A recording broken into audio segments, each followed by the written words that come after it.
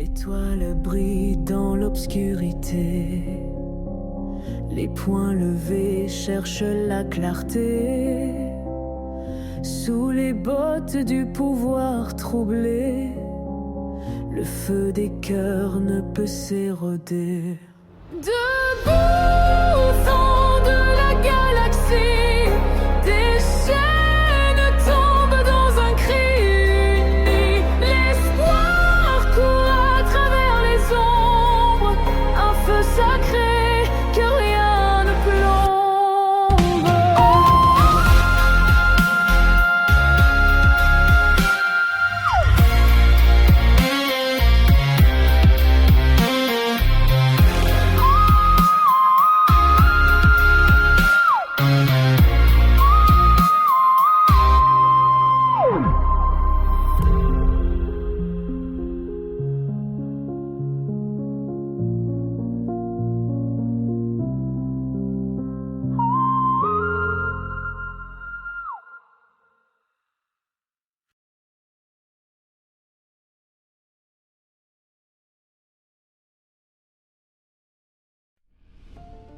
Les grandes villes Yamnaya sont sous le contrôle d'un puissant programme de vidéosurveillance appelé l'œil de Yamnar.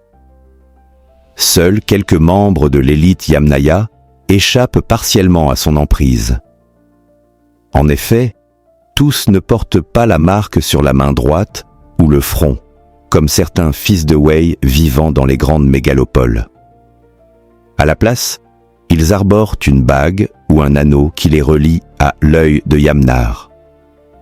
Ainsi, ils peuvent le retirer ou même le désactiver à tout moment. On peut faire partie de l'aristocratie sans pour autant appartenir à l'élite Yamnaya. Dans chaque caste Yamnaya, certains membres forment un cercle à part, celui de l'élite. Alors que ma navette se dirigeait en pilote automatique vers les coordonnées que j'avais reçues, je méditais sur cette journée mouvementée. Quelque chose n'arrêtait pas de m'intriguer. Le commandeur Arya était un chien de garde expérimenté. Elle affirmait avoir vu la princesse Raïssa entrer dans le bunker, mais apparemment, elle ne s'y trouvait pas. Selon la princesse, elle avait été séparée du groupe d'aristocrates lorsqu'elle aperçut l'anneau de la reine roulé au sol. Elle s'était précipitée pour le récupérer, mais dans le vacarme des explosions, des tirs de laser et de la confusion générale, elle prétend s'être cachée ailleurs en attendant que le calme revienne. En y réfléchissant, je doutais de plus en plus de sa version des faits. Et si, depuis le début, je faisais fausse route? Je me rappelais encore les paroles du fantôme de Jéricho. Je t'ai volontairement mis sur une fausse piste. Je t'ai laissé croire que je voulais assassiner la reine et le grand prêtre Arras. J'ai laissé cette rumeur circuler dans l'underground afin de détourner ton attention. Alors, commandeur, dites-moi, que voyez-vous vraiment? Si son véritable but n'était pas d'éliminer la reine et le grand prêtre, quel était-il? Peut-être voulait-il s'emparer temporairement de l'anneau royal, de l'œil de Yamnar. Et si le fantôme de Jéricho était en réalité une femme? La princesse Raïssa était connue pour ses fréquentations ambiguës, caritatives ou douteuses, auprès des fils de Wei. Sans compter la liaison secrète qu'elle entretenait avec le fils du grand prêtre Arras, un secret que moi seul connaissais. J'étais à présent convaincu que la princesse Raïssa cachait quelque chose.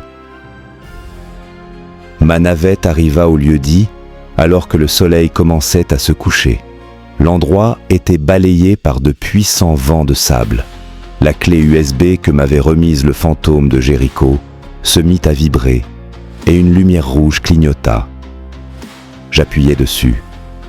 La clé se transforma alors en un insecte mécanique, une sorte de luciole. Le coléoptère mécanique prit son envol et je le suivis hors de la navette.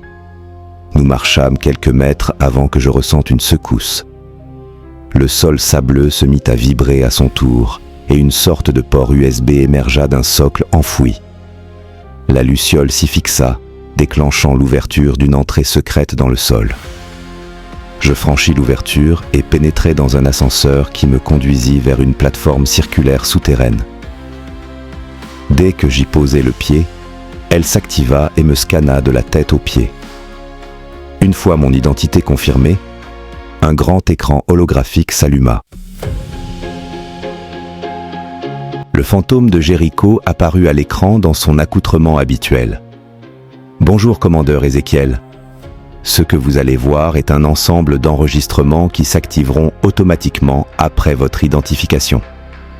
Si vous êtes arrivé jusqu'ici, seul, c'est que vous vous posez des questions sur vos maîtres, les Yamnaya.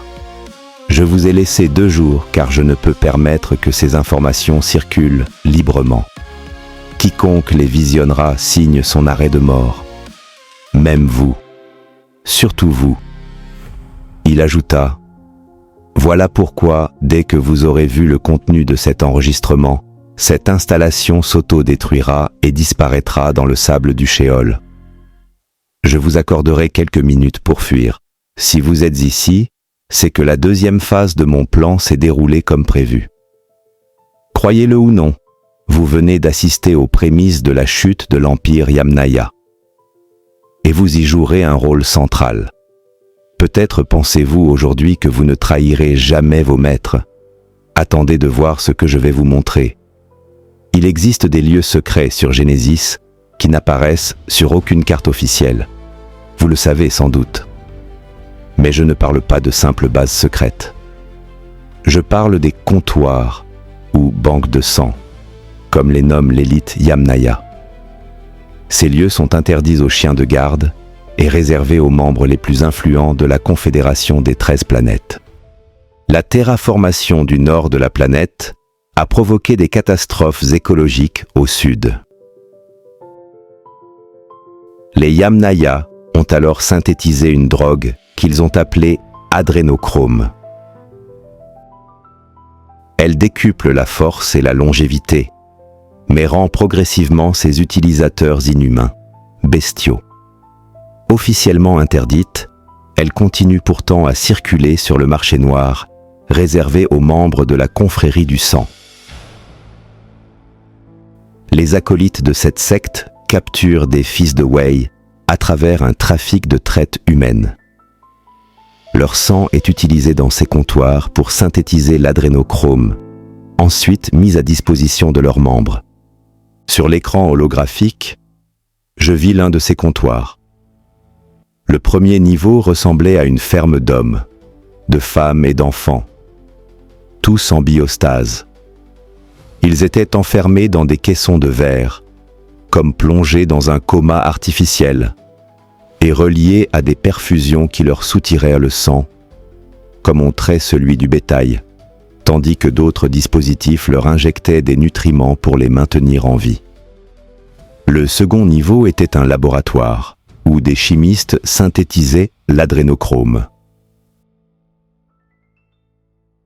Le troisième, à l'écart, était un espace réservé aux réceptions de la confrérie, transactions commerciales, ou orgies macabres, où la drogue circulait à flot, déchaînant l'essence dans une frénésie débridée.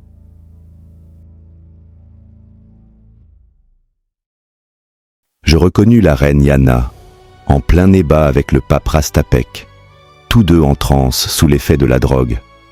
Je n'en croyais pas mes yeux. L'image me terrassa. Comment l'autorité suprême de l'église Yamnaya pouvait-elle être mêlée à un tel trafic?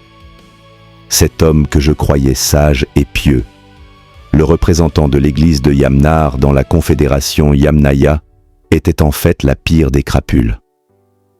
Pourquoi Yamnar tolérait-il cela? Était-il lui-même un imposteur? Je sais que ces images te laissent sans voix, ajouta le fantôme de Jéricho. Mais je voulais que tu voies de tes propres yeux la face cachée de ceux que tu protèges.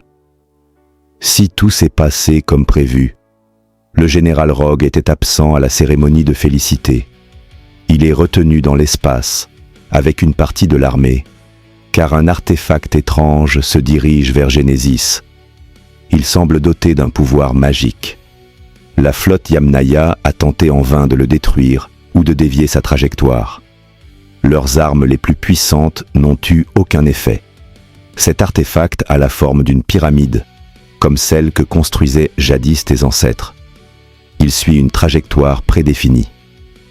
Nous savons que vos ancêtres, les fils de Wei, possédèrent la science des célestes. L'artefact aurait quitté la planète Levitica et, si mes calculs sont exacts, atterrira non loin de ta position actuelle. Les médias Yamnaya ne sont pas au courant. L'armée a verrouillé l'information pour éviter la panique, après les récents événements. Aucun vaisseau Yamnaya n'a réussi à approcher l'objet. Mais peut-être qu'un fils de Wei le pourrait. À vous de décider, commandeur. Peut-être aurez-vous plus de chance qu'eux. Je ne peux vous laisser digérer ces révélations plus longtemps. Cette installation s'autodétruira dans moins de 3 minutes. L'enregistrement s'interrompit. Un compte à rebours apparut à l'écran. Je compris que je devais fuir immédiatement. Je courus vers l'ascenseur pour regagner la surface. 1 minute plus tard, tout explosa. Alors que je courais vers mon vaisseau, un puissant sifflement déchira le ciel. Je levai les yeux, me bouchant les oreilles. Je vis un gigantesque vaisseau en forme de pyramide dorée, étincelant, brillant de 1000 feux. Il n'avait aucun moteur apparent et pénétrait l'atmosphère. Je le suivis. Je montai dans ma navette afin de le suivre et de voir où il allait se poser. J'activai l'enregistrement vidéo à bord de ma navette pour conserver une trace de cette journée. Tant cela me paraissait surréaliste. Je me posais des tas de questions. Étaient-ce nos ancêtres qui revenaient parmi nous? Le radar de ma navette s'activa, m'indiquant que d'autres appareils dans les parages se lançaient aussi à la poursuite de l'objet étrange. C'étaient sans doute des rebelles, eux aussi informés de l'arrivée de cet artefact mystérieux. En tout cas, j'avais une avance considérable sur mes poursuivants. Bientôt, l'immense vaisseau en forme de pyramide se stabilisa et resta en lévitation à 2 mètres du sol sablonneux. Je m'arrêtai également et descendis de la navette militaire. J'avais l'impression que le temps s'était figé tout autour de moi. La pyramide étincelante cessa d'émettre le moindre bruit. Je m'approchai avec prudence et curiosité. Mon cœur battait la chamade face à une telle vision. Soudain, l'intensité de la lumière émise par l'objet diminua, et je pus m'approcher encore un peu plus de l'artefact scintillant. Alors, j'entendis une voix s'élever de l'artefact qui me demanda d'un ton solennel: « Qui es-tu, fils de Wei ?» « Je suis Ézéchiel, le chien de garde du grand prêtre Arras. » « Ton nom ne sera plus Ézéchiel, tu t'appelleras désormais Nginya, car tu es un Kakea. Maintenant, mange ce rouleau. » « Je ne comprends pas, » répondis-je. « Je suis une entité au service de l'unique. Vous nous appelez les Célestes. »« Vous êtes un Céleste, comme Yamnar, notre guide auprès de l'unique. » »« Yamnar est un Céleste déchu. Nous n'avons absolument rien en commun avec cette entité rebelle. Cet artefact que tu vois contient le savoir oublié de tes ancêtres. Avec le temps, tu te souviendras. Maintenant, étends ta main vers moi. » ordonna la voix depuis l'artefact scintillant. Tout doucement, j'étendis ma main droite en direction de la gigantesque pyramide qui rétrécit devant mes yeux en quelques secondes jusqu'à venir se poser dans la paume de ma main. À son contact, une violente et puissante décharge parcourut tout mon corps.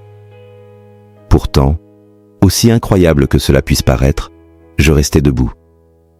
Pendant un instant, je vis mon corps devenir pure lumière. Puis, une explosion lumineuse jaillit de moi, accompagnée d'une onde de choc qui secoua le sol et se propagea sur tout Genesis. La pyramide avait disparu, comme si elle s'était fondue en moi. Je ne comprenais pas ce qui venait de se passer, mais je savais que je n'étais plus le même. C'était comme si quelque chose, en moi, était en train de se réparer et de se remettre en place, petit à petit.